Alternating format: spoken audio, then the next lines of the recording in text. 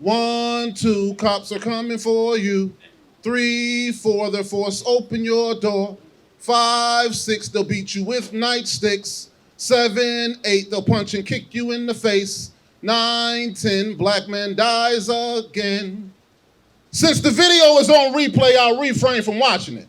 It's on repeat, just a different street. A black man being brutalized and murdered by cops again. Punctured lungs and blood snatch away his last bit of oxygen. Release body cam footage traumatizing blacks as the topic trends. I'm sick of it. Sick of this train wreck of indifference, and those with different skin get to live while many pretend to not know what the difference is. A white man can murder people in mass, be given a chance and get to live. A black man, just because he is that, death is what his sentence is. Newspaper sentences never tell of the horror we're living in. Local news reports never cover what our mental condition is. It's all about conditioning. Desensitizing a public so it can't feel its way through what the mission is. To constantly use Emmett Till-like images to remind us what our position is. Bloody in our innocence as the brutalization is divvied out. They always use violence but then beg us not to burn the city down. Every time we stand up, politicians come to sit us down. Statements made, they make no change. Black man seen as guilty now. As previous mugshots emerge, the narrative blurs. He mustn't deserve our pity now. He must have been bad. That's why he ran. He didn't comply anyhow. Federal officials make sure we see them walk out their committees out. Speeches on change and what was once a crowd of black people enraged is space empty now. They refuse to pass extensive police reform legislation.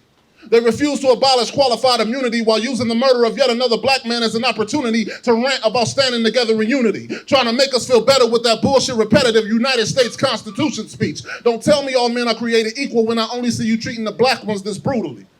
Our reality is a nightmare with fright where their lights glare, pulled over knowing they don't fight fair. All we can think about is we might die here. With multiple units behind them, one walks up to the driver's side where they find a black man with shivering hands, hoping to have his life spared.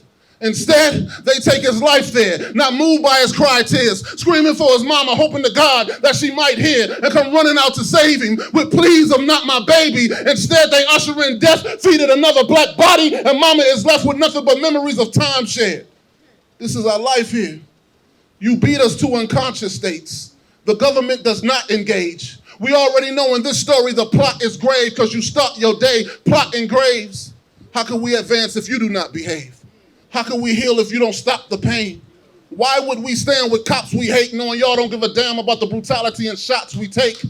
Instead of challenging our trauma, you should opt for change. Stop repeating history like you're locked in place. We'll fight and die for our freedom and will not be slaves. Letting the world know hashtag is not our names. Tyree had his entire life ahead. He'll never get that time again. He'll never get that time to spend with family, friends, or wife and kids. What's the solution when cops cross the line again? It won't stop until their blue gang violence ends. We deserve to exist without having to fight to live. Until we eradicate 1 through 8, we'll always suffer 9, 10, black man dies again.